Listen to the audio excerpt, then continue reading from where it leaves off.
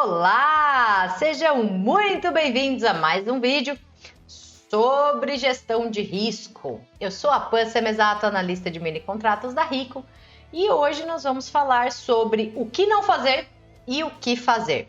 Ou seja, existem algumas coisas conhecidas no mercado financeiro que não quer dizer que são boas para você que está começando ou que já opera. A primeira delas é algo chamada martingale. Martingale é uma estratégia de jogo em que você dobra a sua mão cada vez que você erra. Bom, a gente sabe que temos a probabilidade de que, por exemplo, 50% de taxa de acerto, então a gente sabe que se uma operação der errado, a outra pode ser que dê certo, só que a gente não sabe a ordem que isso vai acontecer. E a ideia, a lógica dessa estratégia de gestão de risco é de que se uma deu errada, a minha probabilidade está maior para que a próxima dê certo. Porém, vamos supor que você comece com R$1.000 e você faz a sua primeira operação com um mini contrato e ela dá errado. Na próxima, você vai entrar com 2 contratos. Se der errado, na próxima, você vai entrar com 4 contratos e assim por diante. Esse é o típico comportamento de quem não aceita perder e quer recuperar. Na grande maioria das vezes isso dá errado. E se dá certo, galera, muito provavelmente dará certo uma vez. Na próxima vez você vai acreditar, você vai achar que como deu certo uma vez vai dar de novo e aí o prejuízo pode ser grande. Por que pode ser grande, Pan? Porque você está aumentando a sua mão, ou seja, você está assumindo um risco maior do que você estava na primeira operação, só que com o seu capital menor. Se você começou com R$1.000 e perdeu 2 vezes, por exemplo, isso quer dizer que você já não tem mais os R$1.000. Isso quer dizer que você já está com um capital menor do que o que você tinha. Se você aceitou, por exemplo, o risco de 1% na primeira operação, esse risco já vai estar muito maior. Por quê? Porque você está com a mão maior e o capital menor. Ou seja, se você tiver dinheiro infinito, essa é uma ótima estratégia, porque a gente não sabe que horas que vai dar certo. A gente não sabe se vai ser na última operação que vai dar certo, por exemplo. Então, se você tem capital infinito e você pode colocar em risco ele, que não acaba nunca, acho que vale a pena. Agora, se você é como todos nós, como a grande maioria não tem dinheiro infinito, não usa essa estratégia. Vamos fazer o contrário, galera. Eu não vou dar só o problema, eu vou dar a solução também. O que você deve fazer, então? Você deve operar de acordo com o seu capital. Então, se você tem o seu capital lá de R$1.000, faz uma operação e dá certo, faz 2 operações e dá certo, concorda que o seu capital vai ter crescido? Se o seu capital cresceu, automaticamente você pode também aumentar a sua mão e ter o mesmo risco que você tinha na primeira operação, porque você tem um dinheiro a mais e você consegue incluir um risco a mais nas operações e assim buscar por um retorno maior. Ou seja, você está fazendo o contrário do que o martingale indica, né? Só que consciente. Por quê? Porque o seu capital estará aumentando e o seu risco diminuindo. Então, se quiser utilizar essa maneira, eu aconselho, mas é o anti-martingale, não é o martingale.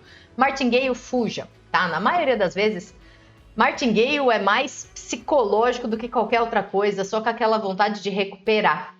E infelizmente, galera, o que já foi, tá? Não existe recuperar no mercado. Existe ganhar, existe novas operações, mas o recuperar não deveria fazer parte do nosso vocabulário. Outro ponto que eu não aconselho que vocês façam é preço médio contra. Então, eu vou usar um exemplo de ação, tá? Que é um pouquinho mais fácil de entender do que da pontuação. Vamos supor que uma ação está a R$10. Você compra essa ação a R$10, sem açõezinha você compra. E você tem o objetivo que ela suba, obviamente, né? Sua expectativa é de alta se você comprou. Só que ela cai para R$9,50.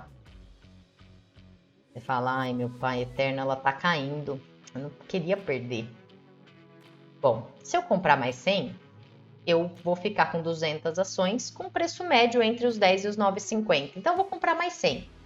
Aí você fica com 200 ações com um preço médio um pouquinho mais abaixo do que os R$10. ela cai para os 9. Aí você fala, ai Jesus, eu não quero estopar, não posso perder, eu já tô com mão dobrada do que eu estaria. Eu entrei com 100, agora já tô com 200, se eu perder com 200, ferrou, né? Aí você vai lá e compra mais 100.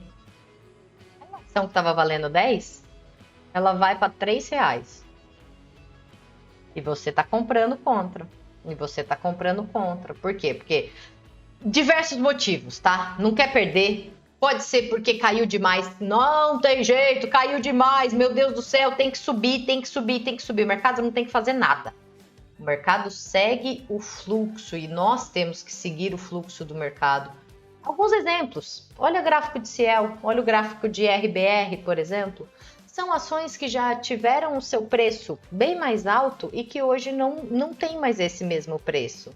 Se fez médio contra, sem nenhuma estratégia, infelizmente está comprado muito mais caro do que está hoje. E aí vira torcida, galera. Você já parou para pensar, né? Eu não gosto muito de futebol, nem gosto de falar de futebol, né? Mas eu acredito que cada um aqui tem um time que gosta e que torce para que ele ganhe, né? Afinal, é para isso que a gente tem time. Mas você já parou para pensar que se você torcer ou não torcer para o seu time, não vai fazer ele ganhar? Não é a sua torcida que vai movimentar o jogador ou o goleiro do outro time, enfim. Se fosse assim, os times que têm as maiores torcidas seriam sempre os campeões, né? Então, torcida não movimenta o jogo. Torcida não movimenta o preço. Você pode rezar, você pode torcer, você pode, sei lá, fazer qualquer coisa que não vai conseguir movimentar o preço a seu favor. E é aí o problema do preço médio contra, quando é pelo emocional, é pela torcida, sem nenhuma estratégia. Galera, existem estratégias para operar preço médio contra a sua operação.